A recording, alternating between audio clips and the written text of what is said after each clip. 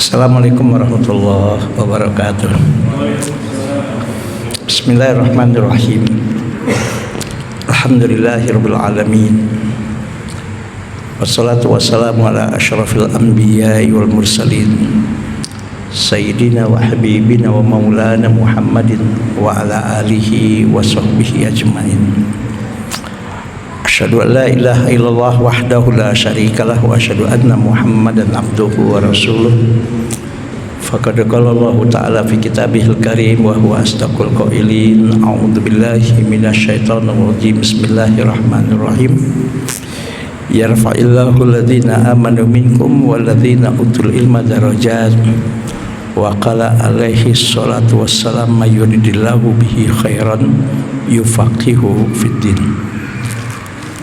Hadirin yang dimuliakan oleh Allah, Bapak dan Ibu, yang mudah-mudahan kita selalu dalam lindungan, ridho, rahmat dan keberkahan dari Allah Subhanahu wa taala. Kita punya waktu yang terbatas dalam taklim ini, maka langsung saja untuk menambah keberkahan dari Allah Subhanahu wa taala. Taklim ini kita mulai dengan semua kita membaca Bismillahirrahmanirrahim. Hadirin yang dimuliakan oleh Allah, tema yang kita akan berbagi, karena dengan tidak terasa pada hari ini kita sudah memasuki hari yang keempat di bulan Januari 2026. Artinya 4 hari sudah 2025 Masehi meninggalkan kita dan tidak akan pernah kembali lagi, karena ada satu ungkapan kata hikmah dikatakan seperti ini: lan tarji'al ayyamul lati madat. Tidak akan pernah kembali hari-hari yang telah berlalu dalam hidup kita. Jangankan 1 tahun, jangankan 1 bulan, jangankan 1 minggu, jangankan 1 hari, jangankan 1 jam, jangankan 1 menit, bahkan jangankan 1 detik pun, kalau sudah berlalu dalam kehidupan kita, tidak akan pernah kembali lagi sampai kita mati. Maka perjalanan hidup itu hakikatnya adalah kita menuju kepada akhir kehidupan kita, yaitu kematian. Dan tema yang akan kita bahas hari ini adalah makna umur panjang dalam Islam. Usikum wa nafsi wa iyaya bitaqwallah. Di dalam Al-Quran surat Ali Imran ayat 145 Allah Subhanahu wa taala berfirman, A'udzu billahi minasyaitonir rajim. Bismillahirrahmanirrahim. Wa ma kana li nafsin an tamuta illa bi iznillah kitaban muajjalah. Kata Allah, tidaklah satu jiwa akan mati kecuali dengan izin Allah, sebagai ketetapan yang telah ditentukan waktunya. Kapan kita akan mati itu sudah ada ketentuannya. Untuk lebih detailnya, kalau kita baca satu hadis yang cukup panjang, hadis sahih yang diriwayatkan oleh Al-Imam Al-Bukhari dan Imam Muslim, kapankah ketetapan waktu kita hidup di dunia ini, jatah umur yang Allah berikan kepada kita di dunia ini ditetapkan oleh Allah? Jawabannya adalah hadis sahih yang diriwayatkan oleh Imam Bukhari dan Imam Muslim. Qala Rasulullah sallallahu alaihi wasallam, inna ahadakum yujma'u khalquhu fi batni ummihi arba'ina yawman nutfatan summa yakunu 'alaqatan misla dzalika summa yakunu mudghatan misla dzalika. Kata Rasul dalam hadis ini, setiap kalian hai manusia, siapapun kalian, bangsa apapun kalian, suku apapun kalian, orang kaya kah, orang miskin kah, orang terdidikkah atau orang yang biasa-biasa sajakah, pemimpinkah atau rakyat jelatakah, siapapun manusia itu, semuanya kata Rasul, kalian ini pada dasarnya adalah 40 hari pertama berbentuk nutfah, mani, yaitu persenyawaan antara sperma, mani dari laki-laki, dan ovum, mani dari perempuan, menyatu dan bersenyawa di dalam rahim seorang ibu. 40 hari pertama dia masih berbentuk nutfah. Kemudian kata Rasul, mayakunu ala qatan misla dzalika. 40 hari berikutnya berubah menjadi gumpalan darah. 40 hari berikutnya berubah menjadi mudghatan, summa yakunu mudghatan misla dzalika, gumpalan daging. Nah, ini Rasul yang katakan dalam hadis sahih ini. Fayursalu ilaihil malaku fayanfukhu fihi ruha wa yu'maru bi arba'i kalimatin bi katbi rizqihi wa ajalihi wa amalihi asyakiyun aw sa'idun. Ketika tepat janin tadi berumur 120 hari, yaitu 3 kali 40 hari tadi, maka ketika tepat umur 120 hari Allah mengutus malaikat yang disuruh oleh Allah. Malaikat itu fayanfukhu fihi ruha, meniupkan nyawa. Dan ketika umur 120 hari dan setelah nyawa itu ditiupkan oleh malaikat atas perintah Allah tadi, janin tadi mulai bergerak dan mulai hidup. Dan pada waktu yang sama, malaikat tadi disuruh oleh Allah wa yu'maru bi arba'i kalimatin, disuruh oleh Allah untuk menetapkan 4 hal. 1, bikat bi rizkihi, rezekinya sudah ditentukan oleh Allah ketika dia umur 120 hari. Wa ajalihi, bahkan ajalnya, umurnya, jatah hidupnya, kapan dia akan mati pun sudah ditentukan oleh Allah Subhanahu wa taala. Dengan malaikat tadi disuruh untuk menetapkannya. Inilah yang Allah katakan tadi, yaitu di dalam Al-Quran yang surat Ali Imran ayat 145 tadi, yaitu wa ma kana li nafsin an tamuta illa biiznillah, tidaklah suatu jiwa akan mati kecuali dengan izin Allah. Kitaban muajjalah, yaitu sebagai ketetapan yang Allah tetapkan dan sudah tentukan waktunya. Nah, yang ketiga yang ditetapkan oleh Allah, wa amalihi, karirnya. Yang keempat, wa syakiyun aw sa'idun, nasib akhirnya nanti akan bagaimana, itu juga sudah ada ketetapan dari Allah Subhanahu wa taala. Ringkas kata, dalam hal umur, semua makhluk hidup ini pasti, kata Allah, kullu nafsin za'iqatul maut. Setiap makhluk yang bernyawa pasti akan merasakan kematian. Kapan matinya itu? Nah, ini persoalannya. Sudah ada ketentuan ketika dia umur 120 hari di dalam rahim ibunya.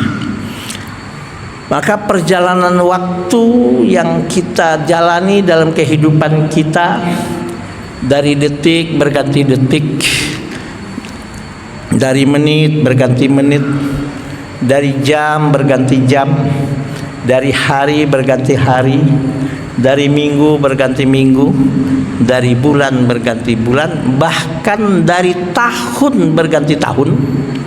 Itu hakikatnya adalah perjalanan waktu menuju kepada kematian. berganti hari, apalagi berganti minggu, apalagi berganti bulan, apalagi berganti tahun, itu sebetulnya ajal kita semakin dekat. Usia yang Allah masih berikan yang Allah berikan kepada kita semakin habis. Maaf ya, kalau kita sadar Pak, dengan bergantinya tahun kemarin ini 2025 ke 2026, itu jatah umur kita semakin habis dan semakin sedikit. Artinya adalah kesempatan kita untuk beribadah semakin habis.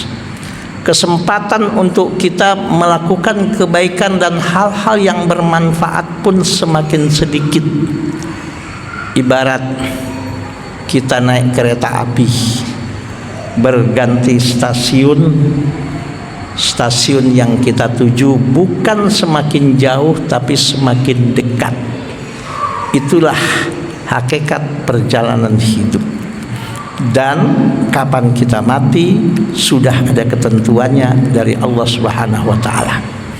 Pertanyaannya, tapi kenapa oleh Allah Subhanahu wa taala dirahasiakan, enggak dikasih tahu oleh Allah? Nah, itu persoalannya.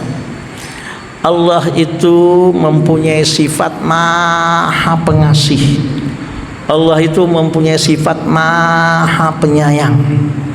Allah itu punya sifat maha segalanya, hal-hal yang baik-baik dan hal yang positif-positif kepada hambanya. Allah tuh menginginkan kita hidup itu normal dan menjalani kehidupan ini secara normal. Dan selain itu juga Allah menginginkan kita kapanpun kematian itu menjemput kita, kapanpun nyawa dari tubuh kita dipisahkan oleh Allah, kita hendaknya dan idealnya sudah membawa bekal dan mempersiapkan bekal untuk kematian itu. Jelas apa ya? Coba bayangkan kalau kematian ini dikasih tahu oleh Allah, apalagi dikasih tahu sebabnya. Ya, Ustaz Imam ya. Dikasih tahu oleh Allah kapan seseorang mati, dikasih tahu juga sebabnya. Contoh, orang tahu dia akan mati ketabrak motor. Wah, itu stres Pak.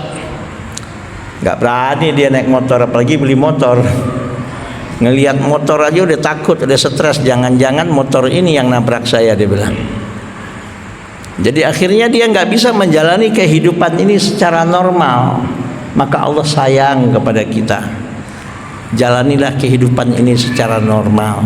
Maka sekalipun kematian itu pasti dan pasti akan terjadi, tapi Allah nggak kasih tahu kapan seseorang itu akan mati.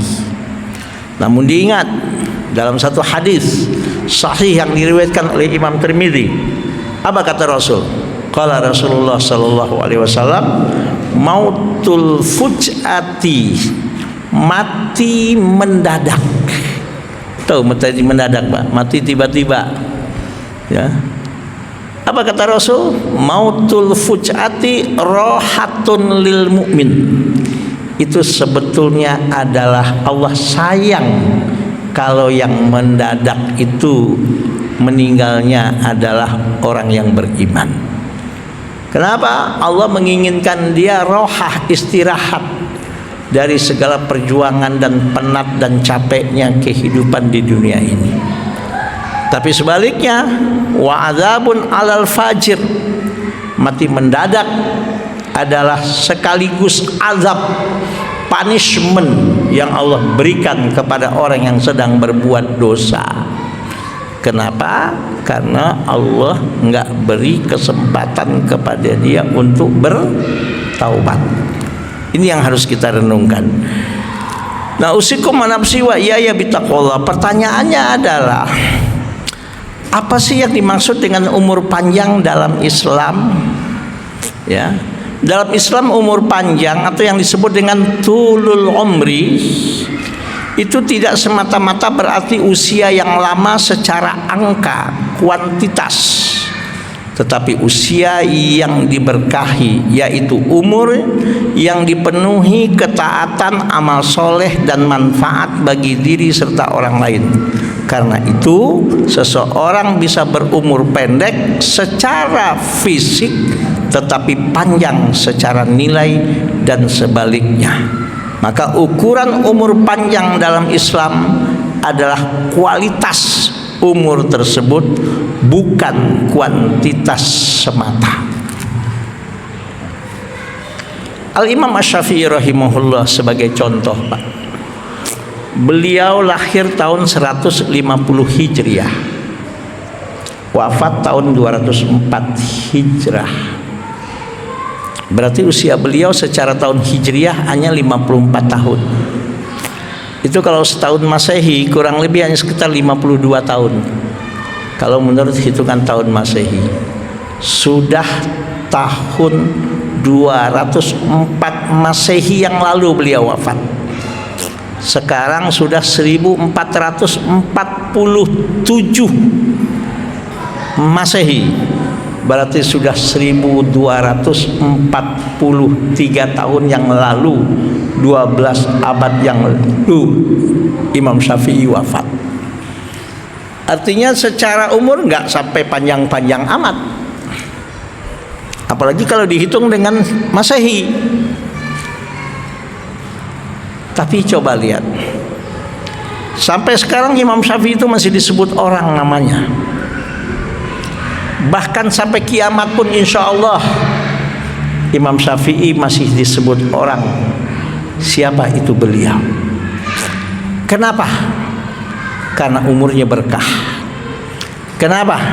Karena dalam hidupnya memberikan manfaat dan kebaikan, bukan hanya untuk dirinya, bukan hanya untuk keluarganya, bahkan untuk orang banyak, bahkan untuk orang yang hidup 1000 tahun setelah dia wafat pun, bahkan mungkin 1500-2000 tahun setelah dia wafat pun, masih banyak manusia-manusia yang hidup 2000 tahun setelah dia wafat nanti masih akan mendapatkan manfaat dan kebaikan dari ilmunya.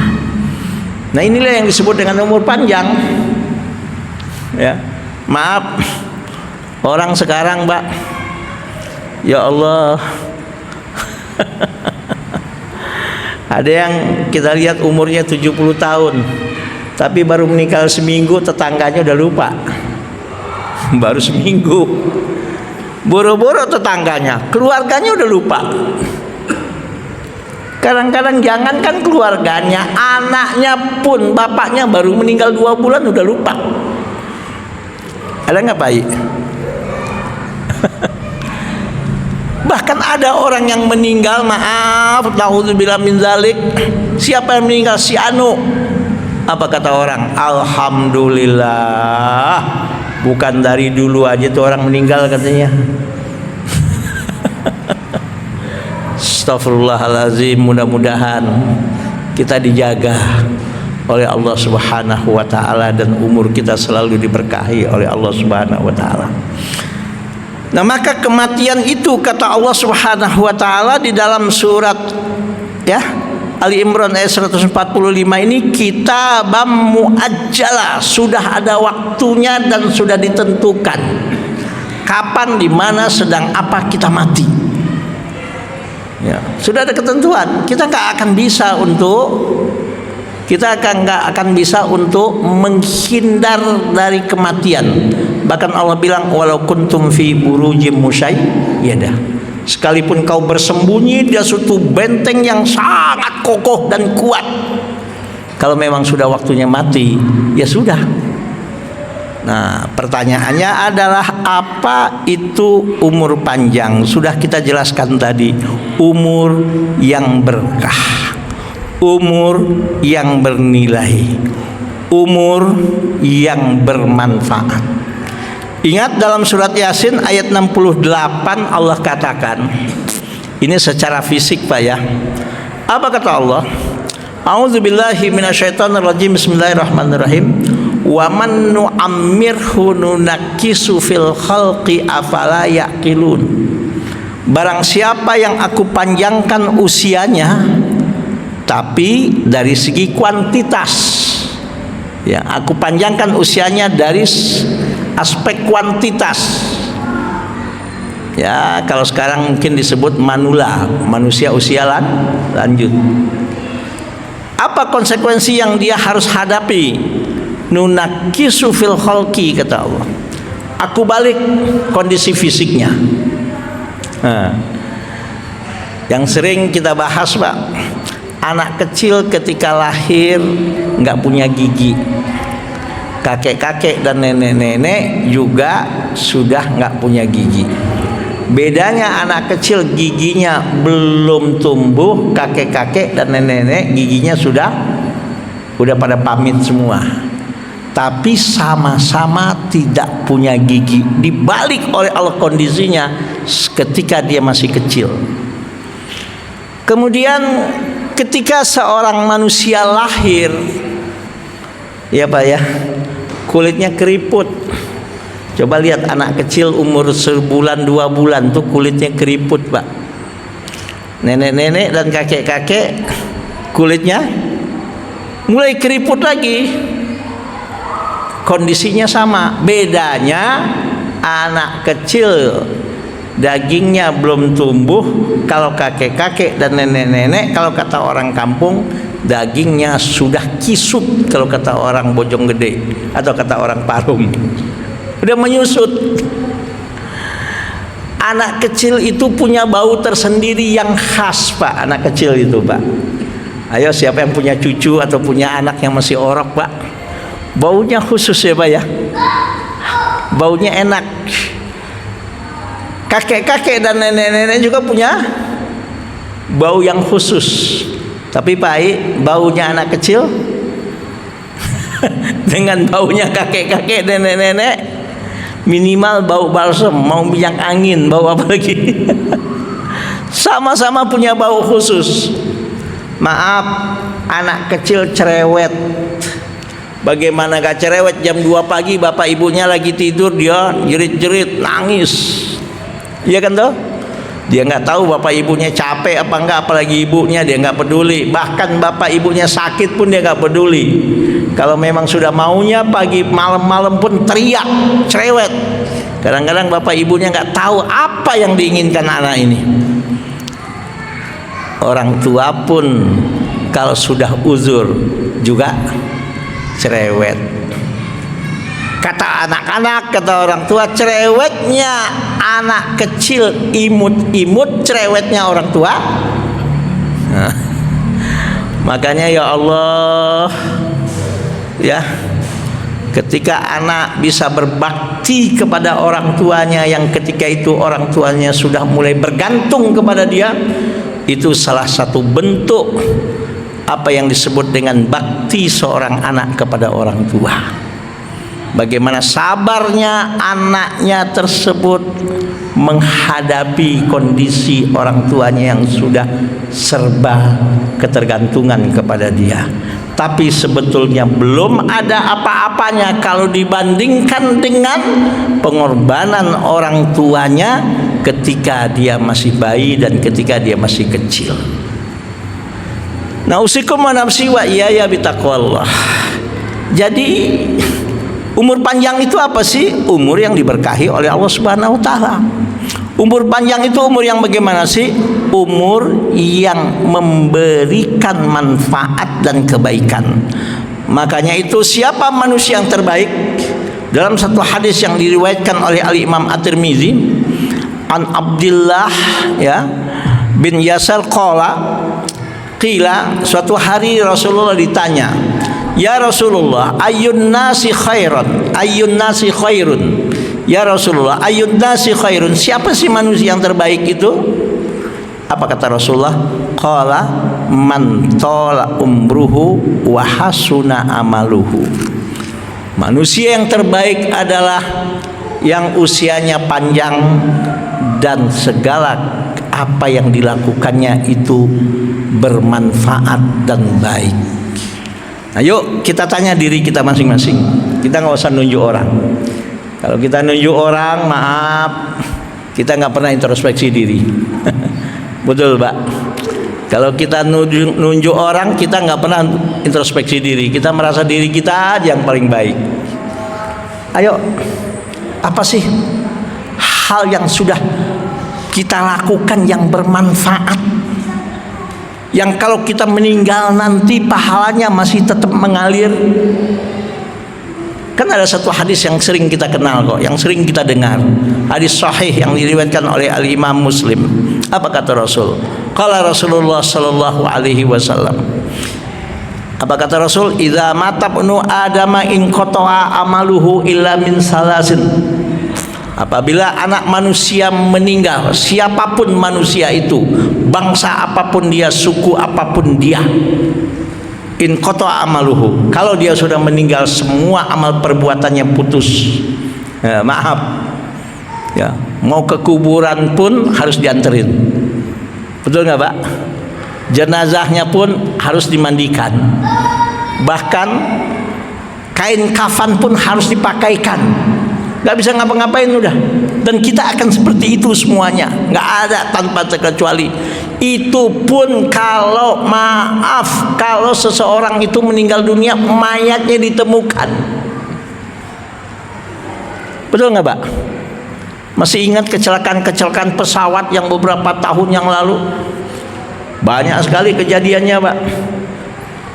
Ya Allah, nggak ketemu sama sekali mayatnya di mana. Bukan cuma satu orang, dua orang, apalagi sekarang maaf. Yang sekarang terjadi, ya Allah, saudara-saudara kita yang sedang menghadapi ujian yang cukup berat di Sumatera, baik yang ada di Aceh, di Sumatera Utara sebagian, bahkan di Sumatera Barat sebagian, yang nggak sedikit keluarga mereka hilang, nggak diketahui di mana keberadaannya.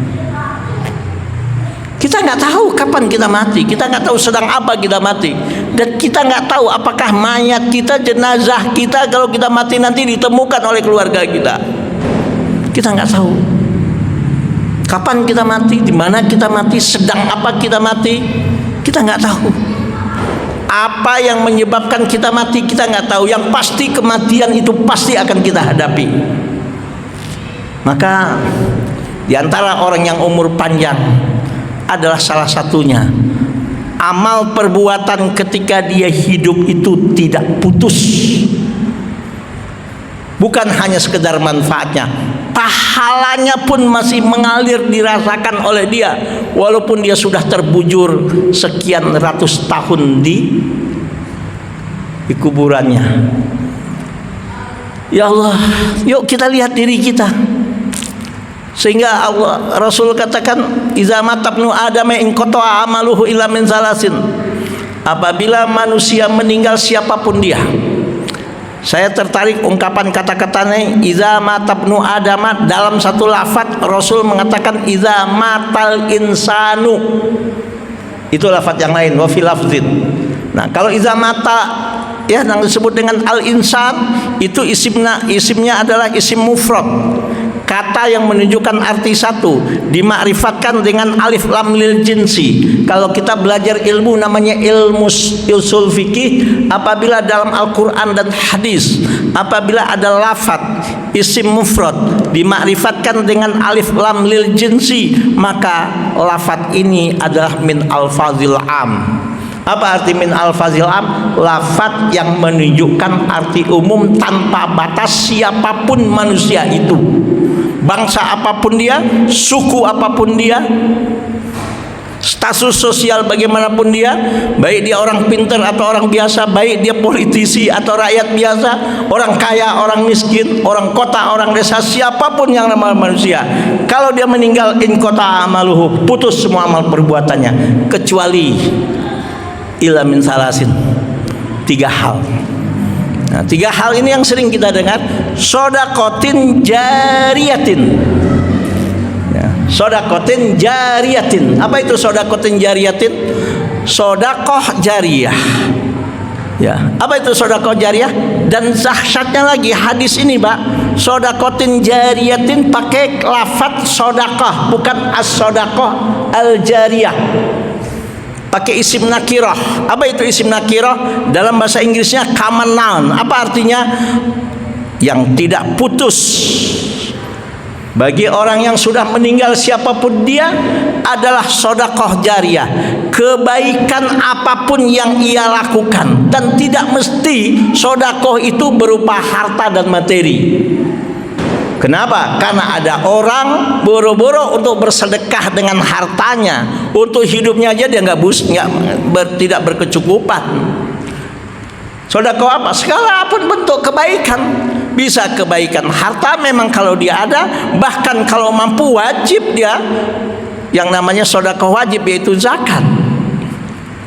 Apalagi sedekah sunnah, baik berupa kebaikan berupa harta materi yang diberikan, baik mungkin ilmunya, baik mungkin tenaganya, bahkan ide-ide dan pemikirannya yang mencerahkan, atau maaf, minimal keberadaannya tidak mengganggu orang yang melakukan kebaikan.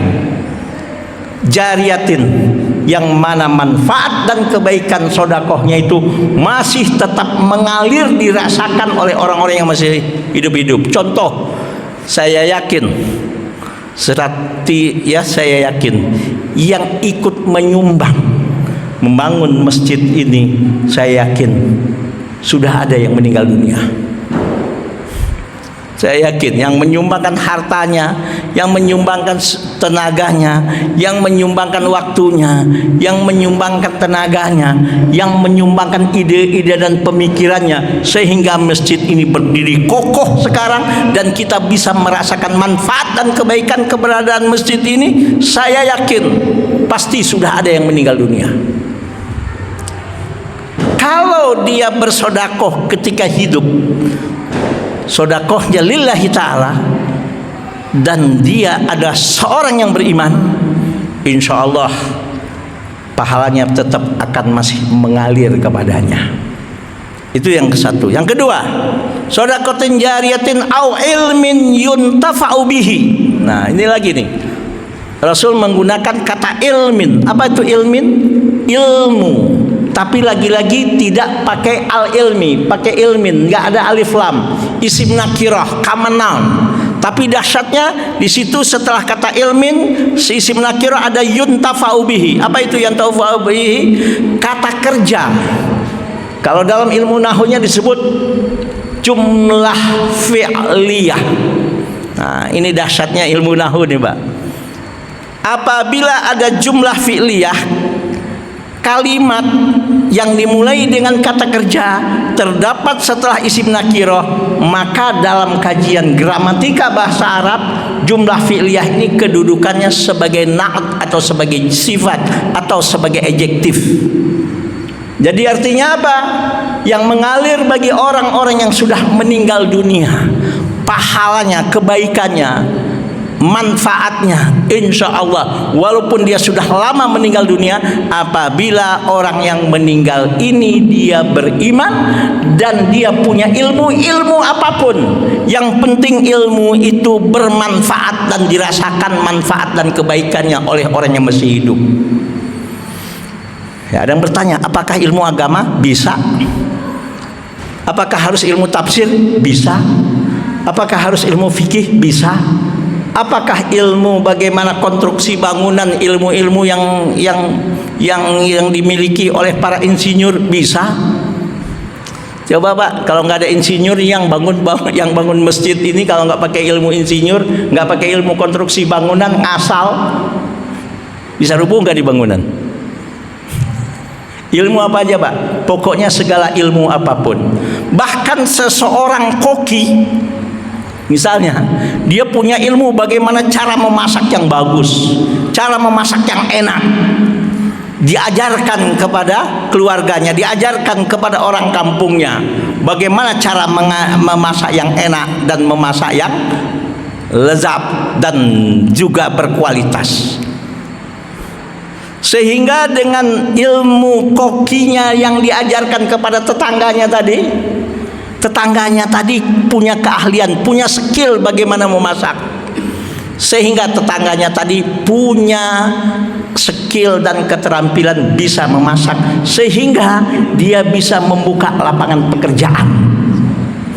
Contoh Pak ya, bisa membuka lapangan pekerjaan, sehingga dengan lapangan pekerjaan itu dia mendapatkan rezeki dari Allah untuk membiayai kehidupan keluarganya. Bahkan sebagian rezeki yang didapatkan dari keuntungan dia memasak tadi digunakan misalnya untuk membangun masjid, digunakan untuk membangun pondok-pondok pesantren, digunakan untuk memberikan beasiswa kepada anak-anak yatim dan duafa. Subhanallah, dengan ilmu koki yang diajarkan kepada tetangganya tadi, subhanallah, dengan ilmu tadi tetangganya punya skill dan keterampilan sehingga bisa membuka lapangan pekerjaan, yang mana lapangan pekerjaan itu bisa menghasilkan rezeki dari Allah Subhanahu wa taala, yang rezeki itu digunakan untuk membiayai kehidupan keluarganya, bahkan untuk melakukan hal-hal yang baik dan bermanfaat. Maka sekalipun ilmu itu bukan ilmu hadis, ya Tuan Guru, ilmu koki bisa akan bermanfaat kan? Gak mesti ilmu agama. Ayo sama-sama, yang kita punya keterampilan apapun, yang kita punya skill apapun, sudahlah, gak usah pelit lah. Yuk kita berkontribusi untuk membangun bangsa ini, kita berkontribusi untuk membangun negara ini, kita berkontribusi minimal untuk membangun warga dan masyarakat kita. Insya Allah, kalau itu kita lakukan karena iman kita lillahi ta'ala, dan kita sebagai orang yang beriman ikhlas kita lakukan, insya Allah itu pun akan mendatangkan manfaat dan akan mengalir kebaikannya kepada kita walaupun kita nanti sudah meninggalkan dunia ini. Makanya itu Rasul menggunakan lafaz ilmin yuntafa'u bihi. Kata ilmin yaitu isim nakirah kamenan, tapi setelah itu ada yuntafa'u bihi, yaitu kata yang disebut dengan jumlah fi'liyah yang dimulai dengan kata kerja. Dalam rumusan gramatika bahasa Arab ilmu nahwu, maka kata yuntafa'u itu kedudukannya sebagai sifat, sebagai adjektif. Yang penting ilmu itu bermanfaat dan mendatangkan kebaikan.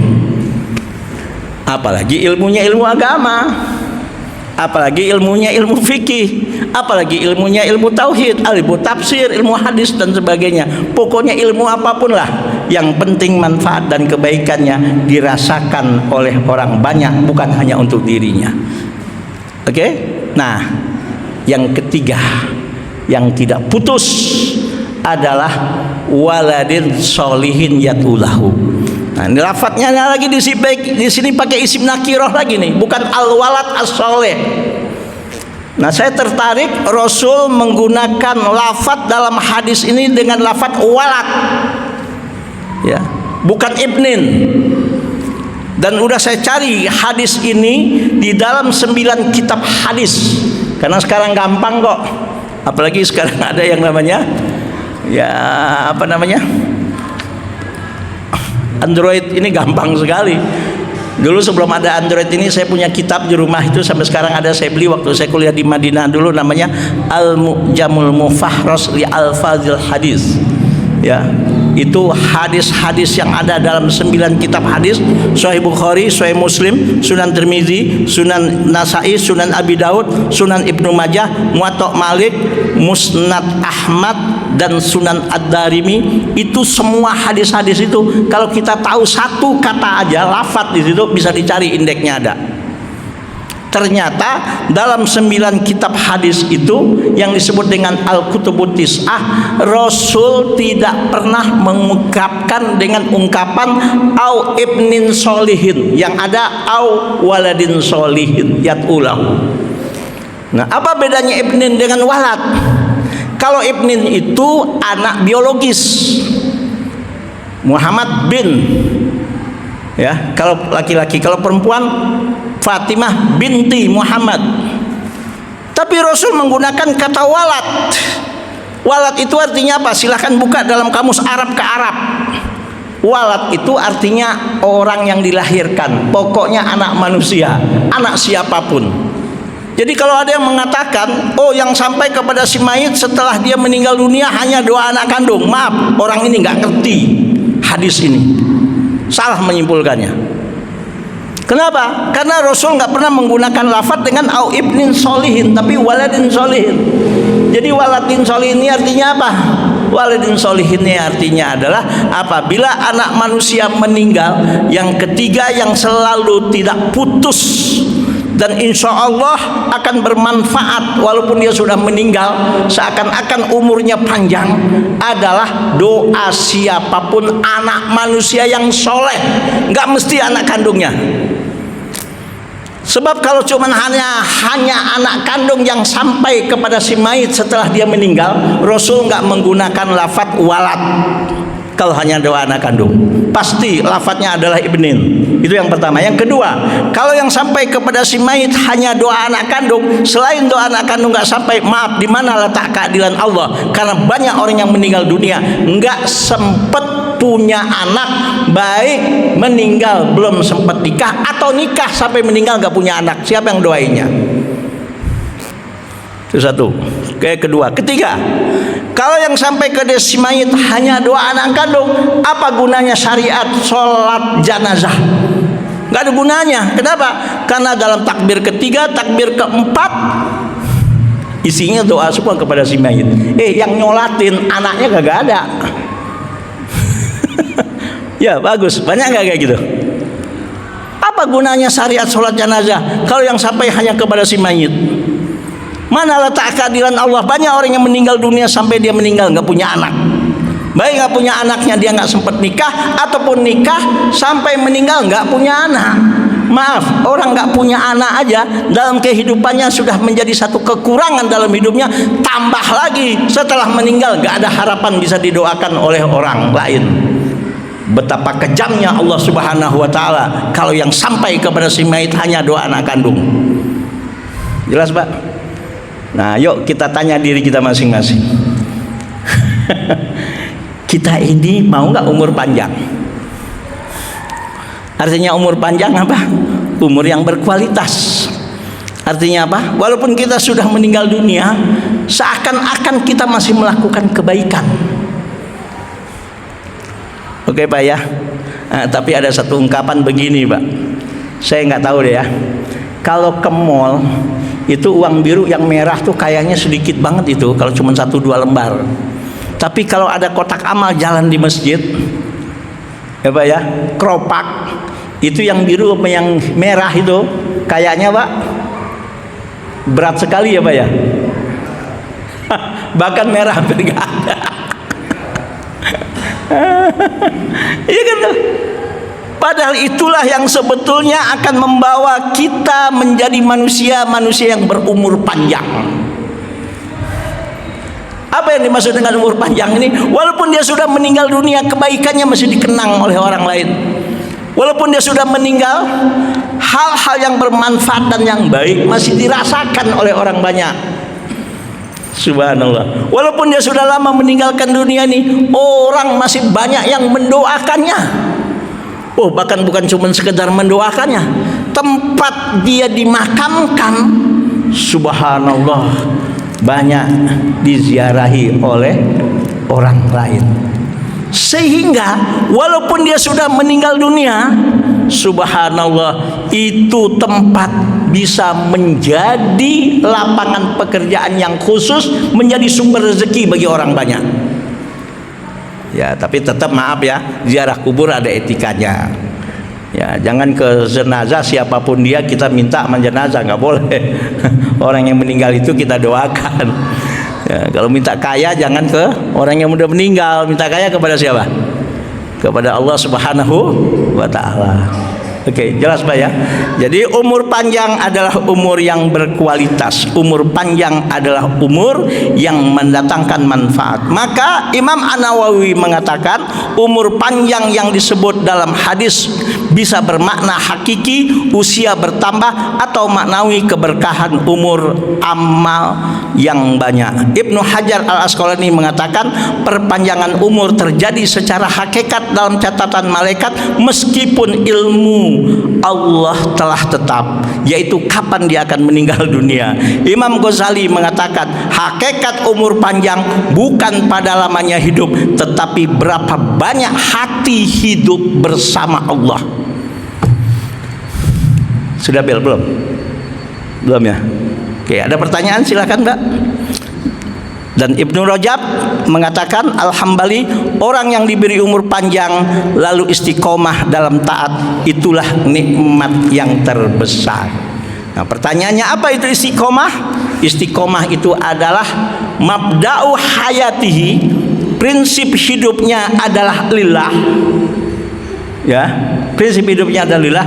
Minhaju hayatihi, bagaimana cara hidup yang dijalankan, berekonomi, berbisnis, bergaul, berpolitik, bahkan dia ngapain pun dia dikelola alam ini semua adalah fillah, tidak keluar dari jalur yang diinginkan oleh Allah Subhanahu wa taala. Kenapa? Ghayatu hayatihi adalah ilallah, karena tujuan hidupnya semata hanya untuk mendapatkan ridho Allah, dan dia pasti akan menghadap kepada Allah Subhanahu wa taala. Nah, mudah-mudahan dengan kita istiqomah, ya, subhanallah, prinsip hidup kita selalu adalah lillah. Semua yang ada pada diri kita semua milik Allah, bukan milik kita. Amanah, hanya amanah dan titipan dari Allah Subhanahu wa taala. Dan mudah-mudahan diamanahkan ilmu, diamanahkan umur, diamanahkan harta, diamanahkan jabatan. Mudah-mudahan semuanya itu betul-betul kita bisa emban sesuai dengan yang diinginkan oleh Allah Subhanahu wa taala.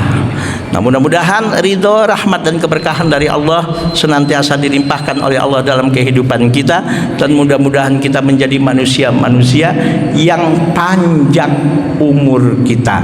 Panjang bukan secara kuantitas saja, tapi yang paling penting ada panjang secara kualitas, yaitu yang Rasul katakan, ya, man khairun nas man tola umruhu wa hasuna amaluhu. Sebaik-baik manusia adalah yang umurnya panjang, yang umurnya berkualitas, dan ditandai dengan dari detik ke detik, menit ke menit, jam per jam, hari berganti hari, minggu berganti minggu, bulan berganti bulan, bahkan tahun berganti tahun dalam kehidupannya, selalu dia maksimalkan dan optimalkan hal-hal yang baik yang bermanfaat, bukan hanya untuk dirinya, bukan hanya untuk keluarganya, bahkan untuk orang banyak.